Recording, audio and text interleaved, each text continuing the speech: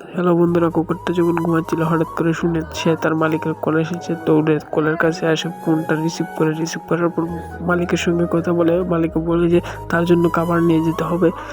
তাই সে ফোনটা আবার রেখে সে মালিকের খাবার বানানোর জন্য ফ্রিজের কাছে যায়। ফ্রিজের কাছে গিয়ে সেখান থেকে কিছু মাংস নিয়ে সে তেল ভাজিয়ে রান্না করে মাংসগুলো টিফিনের মধ্যে ভরে সে মুখে করে নিয়ে রাস্তা দিয়ে চলতে শুরু করে।